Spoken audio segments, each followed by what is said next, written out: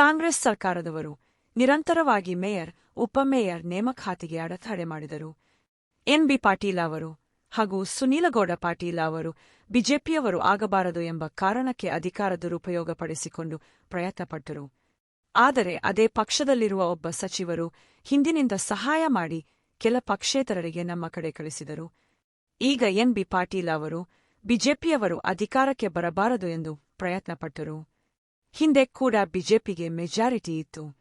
ಆಗ ಬಿಜೆಪಿಯ ಒಬ್ಬ ಶಾಸಕ ಜೆಪಿಯವರು ಮಹಾಪೌರ, ಉಪಮಹಾಪೌರ ಆಗದಂತೆ ನೋಡಿಕೊಂಡರು. ಈಗ ದುರ್ದೈವಿ ಎಂದರೆ ಇಂದು ಅವರೇ ಬಿಜೆಪಿಯ ನಿಷ್ಠಾವಂತ ಕಾರ್ಯಕರ್ತರಾಗಿದ್ದಾರೆ. ಇವತ್ತಿನಿಂದ ಎನ್.ಎಸ್. ಕರಡಿ ಹಾಗೂ ಸುಮಿತ್ರಾ ಜಾಧವ್ ಅವರು ಪ್ರಾಮಾಣಿಕವಾಗಿ ಕೆಲಸ ಮಾಡಿ ಮಾದರಿ ನಗರ ಮಾಡುತ್ತಾರೆ ಎಂದ ಶಾಸಕ ಯತ್ನಾಳ ಇಂದು ಬಿಜೆಪಿ ಒಬ್ಬ ಸದಸ್ಯರು ದುಡ್ಡಿನ ಆಸೆಗೆ ಬೀಳದೆ ಮತ ಹಾಕಿದ್ದಾರೆ. ಇಂದು ಬಿಜೆಪಿಯು 17 ಜನರು ಸಹಿತ ಪ್ರಾಮಾಣಿಕರಾಗಿದ್ದಾರೆ. ಸೋತವರನ್ನು ತಗೊಂಡು ಜಿಲ್ಲಾಧ್ಯಕ್ಷ ಅಡ್ಡಾಡುತ್ತಿದ್ದಾರೆ. ಇಂದು ಗೆಲುವಾಗಿದ್ದು ಹಿಂದೂಗಳ ಗೆಲುವು. ಮಹಾನಗರ ಪಾಲಿಕೆಯಲ್ಲಿ ಇಂದು ಕೇಸರಿ ಬಾವುಟ ಹಾರಿಸಿದ್ದೇವೆ ಎಂದ ಯತ್ನಾಳ.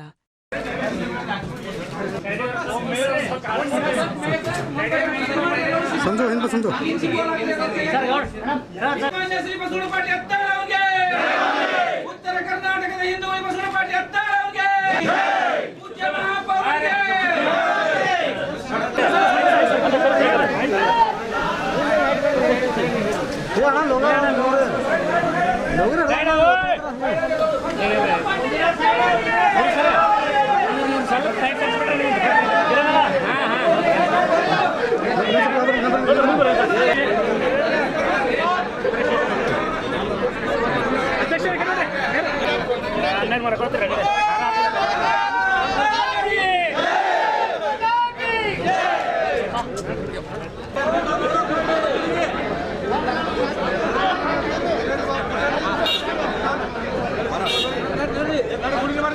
ಇದೆ.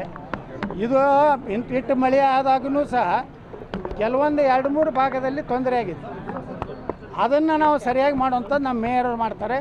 ಮತ್ತು ಮೇಜರ್ ಎಲ್ಲ ಕೆಲಸ ಆಗಿದೆ.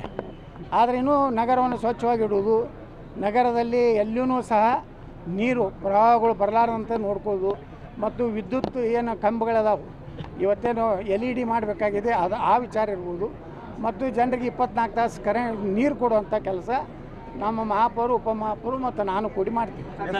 1 ವರ್ಷದ ಅವಧಿಯಲ್ಲಿ ಪಾಲಿಕೆಯಲ್ಲಿ ಭಾಳ ಭ್ರಷ್ಟಾಚಾರ ಇತ್ತು. ಪ್ರತಿಯೊಂದಕ್ಕೂ ಜನರು ಹಣ ಕೊಡಬೇಕಾಗಿತ್ತು. ವ್ಯಾಪಕ ಭ್ರಷ್ಟಾಚಾರ ಆಗಿದೆ ಹಿಂದಿನ 1 ವರ್ಷದಲ್ಲಿ.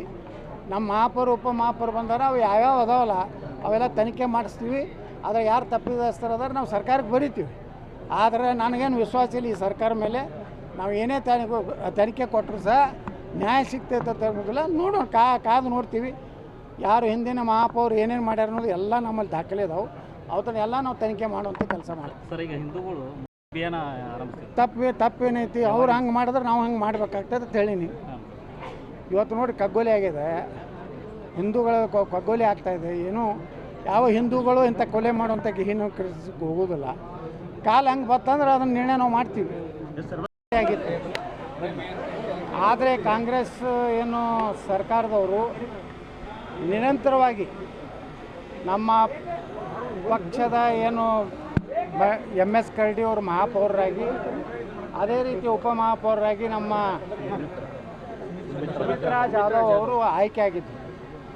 ಆದರೆ MB ಪಾಟೀಲರು, ಸುನೀಲ್ ಪಾಟೀಲ್ ಅವರು ನಮಗೆ ಸಾಕಷ್ಟು ಅಡೆತಡೆಗಳನ್ನು ಮಾಡಿ ಯಾವುದೇ ಪರಿಸ್ಥಿತಿಯಲ್ಲಿ BJPಯ ಮಹಾಪೌರ ಮತ್ತು ಉಪಮಹಾಪೌರ ಆಗಬಾರ್ದು ಅಂತೇಳಿ ಭಾಳ ತಮ್ಮ ಅಧಿಕಾರವನ್ನು ದುರುಪಯೋಗಪಡಿಸ್ಕೊಟ್ರು.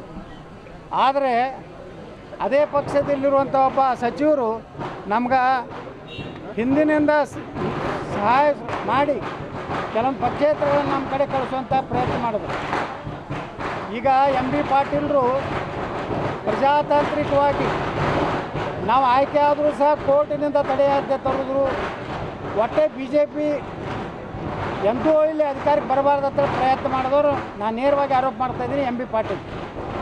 ಆದರೆ ನ್ಯಾಯಾಲಯದಲ್ಲಿ ನಮ್ಗೆ ನ್ಯಾಯ ಸಿಕ್ತು. ನ್ಯಾಯಾಲಯ ಏನು ಮತದಾನ ಆಗಿತ್ತು. ಇವತ್ತು ಕಾಂಗ್ರೆಸ್ನವ್ರು ಏನು ಮಾಡಿದ್ರು ಅಂದರೆ 35 ಕಾರ್ಪೊರೇಟರ್ಗಳನ್ನ ಡಿಸ್ಕ್ವಾಲಿಫೈ ಮಾಡಬೇಕಂತ ಮಾಡಿದ್ರು. ಅದು ನ್ಯಾಯಾಲಯ ಒಪ್ಪದೆ ಇವತ್ತು ರಿಸಲ್ಟ್ ಘೋಷಣೆ ಮಾಡಬೇಕಂತ ಆದೇಶ ಮಾಡಿದ್ಮೇಲೆ ಇವತ್ತು ನಮ್ಮ MS ಕಲ್ಡಿ ಅವರು ಮಹಾಪೌರರಾಗಿ, ಸುಮಿತ್ರಾ ಜಾಧವ್ ಅವರು ಉಪಮಹಾಪೌರರಾಗಿ ಇವತ್ತು ಮೊದಲ ಬಾರಿಗೆ ಇವತ್ತು ಅಧಿಕೃತ BJPಯ ಒಬ್ಬರು ಮಹಾಪೌರ ಉಪಮಹಾಪೌರ ಆಗಿದ್ದಾರೆ. ಹಿಂದೂ BJPಗೆ ಮೆಜಾರಿಟಿ ಇದ್ದರು, ಆದರೆ ಹಿಂದಿನ ಶಾಸಕ ಒಳ ಒಪ್ಪಂದ ಮಾಡಿಕೊಂಡು ಎಂದೂ BJP ಮಹಾಪೌರ ಮತ್ತು ಉಪಮಹಾಪೌರ ಆಗದಂತೆ ನೋಡ್ಕೊಂಡಿದ್ದರು. ಆದರೆ ದುರ್ದೈವ ಅಂದರೆ ಇವತ್ತು BJP ಒಳಗೆ ಅವರೇ ಅತ್ಯಂತ ಕ್ರಿಯಾಶೀಲರಾಗಿ ಯಾರು ಪಕ್ಷದ್ರೋಹ ಮಾಡಿದ್ದಾರೆ, ಯಾರು ಪಕ್ಷಕ್ಕೆ ಮೋಸ ಮಾಡಿ ಇಲ್ಲಿವರೆಗೂ BJPಯ ಮಹಾಪೌರ ಉಪಮಹಾಪೌರ ಆಗದ ರೀತಿಯಲ್ಲಿ ಹೊಂದಾಣಿಕೆ ಮಾಡಿಕೊಂಡು BJPಗೆ ಅಪಮಾನ ಮಾಡಿದ್ರು. ಇವತ್ತವರು ನಿಷ್ಠಾವಂತ BJP ಕಾರ್ಯಕರ್ತರಾಗಿದ್ದಾರೆ. ಮತ್ತು ನಮ್ಮ BJP ಅಭ್ಯರ್ಥಿಗಳ ವಿರುದ್ಧ ಏನು ಸೋತಿದ್ರು ಕಾರ್ಪೊರೇಟರ್ಗಳು ಅಭ್ಯರ್ಥಿಗಳು, ಅವರು ಎಲ್ಲರೂ ಇವತ್ತು BJP ಸಕ್ರಿಯ ಕಾರ್ಯಕರ್ತರಾಗಿ ರಾಜಾರೋಷವಾಗಿ ನಾಚಿಕೆ ಇಲ್ಲಾರ್ದೇ ಇವತ್ತು ವಿಜಯಪುರ ನಗರದಲ್ಲಿ ನಾವು BJP ತಿಳ್ಕೊಂಡು ಅಡ್ಡಾಡ್ತಾ ಇದ್ದಾರೆ. ಇದು ಏನು ತೋರಿಸ್ತದಂದರೆ ನಿಜವಾದ BJPಯ ಎಲ್ಲ ಸದಸ್ಯರು, ನಮ್ಮ ಜೊತೆಗಿರುವಂಥ ಎಲ್ಲ ಸದಸ್ಯರು ಒಂದಾಗಿದ್ದೇವೆ, ಒಗ್ಗಟ್ಟಾಗಿದ್ದೇವೆ. ಅದ್ರ ಜೊತೆಗೆ ಪಕ್ಷೇತರ ಕಾರ್ಪೊರೇಟರ್ಗಳು ಸಹ ಇವತ್ತು ನಮ್ಮ ಬೆಂಬಲ ಕೊಟ್ಟಿದ್ದಾರೆ. ಅವ್ರಿಗೆಲ್ಲರಿಗೂ ನಾನು ಅಭಿನಂದನೆ ಸಲ್ಲಿಸ್ತೀನಿ.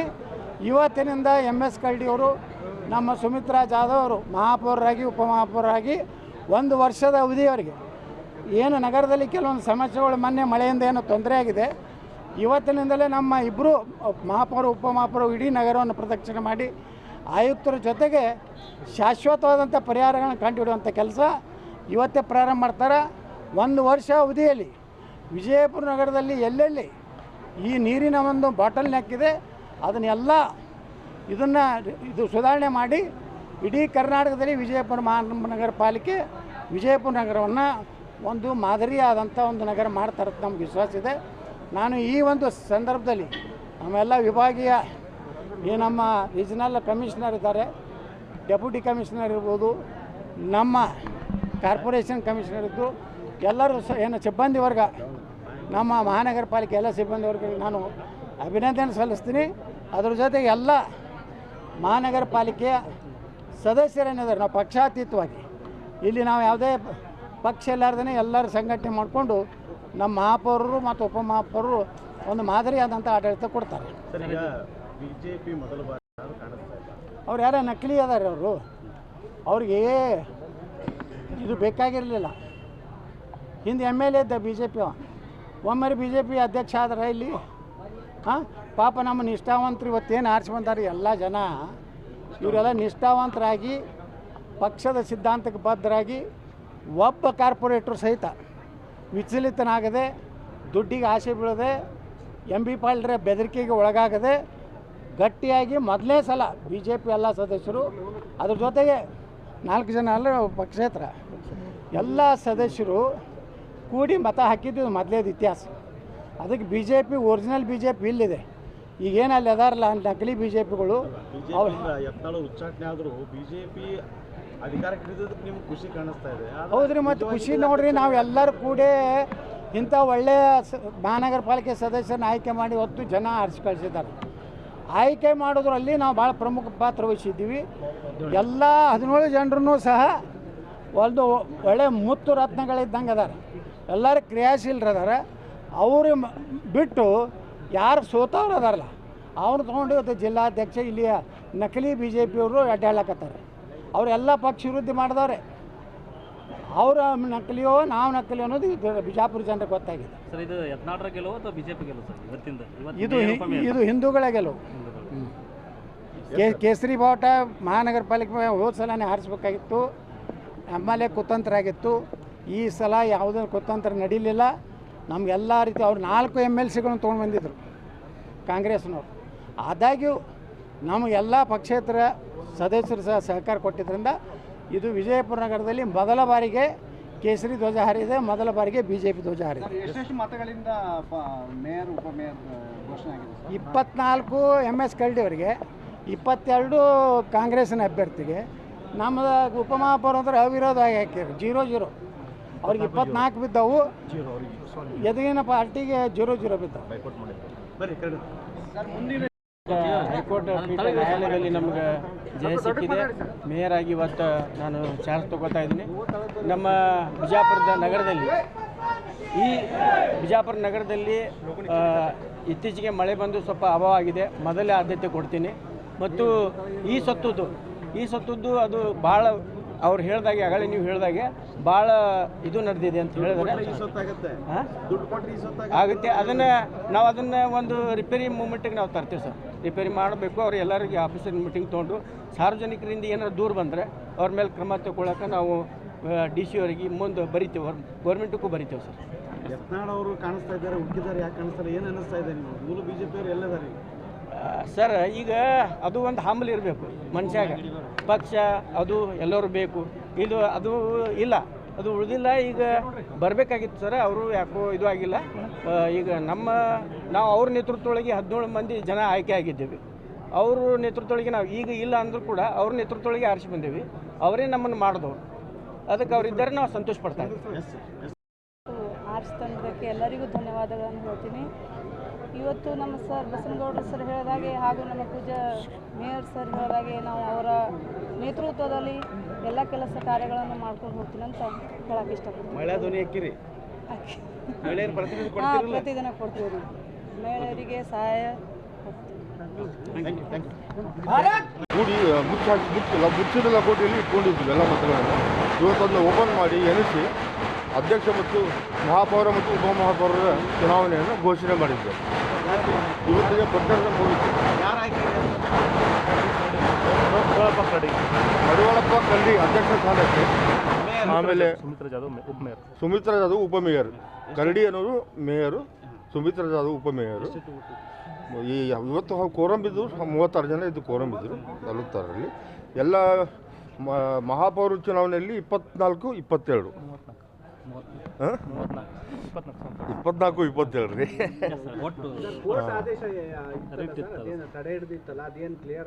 ಕೋರ್ಟ್ ಆದೇಶ ಈ ಚುನಾವಣೆ ಪ್ರಕ್ರಿಯೆ ಬಗ್ಗೆ ಮುಗಿದೋಯ್ತು. ಈಗ ಆ ಒಂದು ಪ್ರಕರಣ ಮುಗಿದೋಯ್ತು, ಮತ್ತೊಂದು ಪ್ರಕರಣ ಇದೆ, ಅದು ನಡೀತದೆ. ಆ ಬಗ್ಗೆ ವಿಚಾರಣೆ ನಡೀತಾ ಇದೆ, ಉಚ್ಚ ನಡೀತಾ ಇದೆ.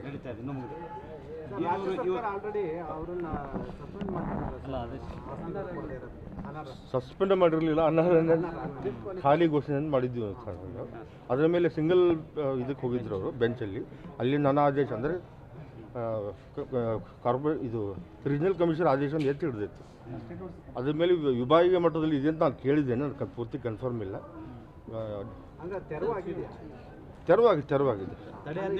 ತಡೆಯಾಜ್ಞೆ ಸಿಕ್ಕಿಲ್ಲ, ಅದರಲ್ಲಿ ತಡೆಯಾಜ್ಞೆ ಸಿಕ್ಕಿಲ್ಲ. ಬಟ್ ಇದು ಮತ್ತೊಂದು ಪ್ರಕರಣ ನಡೀತಾ ಇತ್ತು. ಈ ಪ್ರಕರಣದಲ್ಲಿ ನಮಗೂ ಈ ರೀತಿ ಹೇಳಿಬಿಟ್ಟಿದ್ದಾರೆ, ನೀವು ಹೋಗಿ ಚುನಾವಣೆ ಘೋಷಣೆ ಮಾಡಿ, ಫಲಿತಾಂಶ ಘೋಷಣೆ ಮಾಡಿ ಅಂತ ಹೇಳಿದ್ದಕ್ಕೆ ಅದರಂತೆ ನಾವು ಮಾಡಿದ್ದೇವೆ. ಮತ್ತೊಂದು ಪ್ರಕರಣ ನಡೀತಾ ಇದೆ. ಅಧಿಕಾರಾವಧಿ ಹೌದು, ಇವತ್ತಿಂದ ಆರಂಭ ಆಗ್ತದೆ. 1 ವರ್ಷ. ಮುಂದಿನ 1 ವರ್ಷ. ಇನ್ನೂ ಸ್ಟ್ಯಾಂಡಿಂಗ್ ಕಮಿಟಿ ಒಂದು ಎಲೆಕ್ಷನ್ ಮಾಡೋದಿದೆ, ಶೀಘ್ರದಲ್ಲಿ ಮಾಡ್ತೀನಿ. ಸದಸ್ಯತ್ವ ಅನರ್ಹತೆ ಬಗ್ಗೆ ಸದ್ಯಕ್ಕೆ ಅನರ್ಹತೆ ಸದ್ಯಕ್ಕೆ ಅದ್ರ ಮೇಲೆ ವಿಚಾರಣೆ ನಡೀತಾ ಇದೆ. ಅದು ಮಾನ್ಯ ಉಚ್ಚ ನ್ಯಾಯಾಲಯದ ಎದುರಿಗಿದೆ. ಅಲ್ಲಿ ಯಾವಾಗ ತೀರ್ಮಾನ ಆಗುತ್ತೋ ಅಲ್ಲಿ ಅದ್ರ ಮೇಲೆ. ಸದ್ಯಕ್ಕೆ ಇವರು ಕೆಲಸ ಮಾಡೋದಕ್ಕೆ ಏನೂ ತೊಂದರೆ.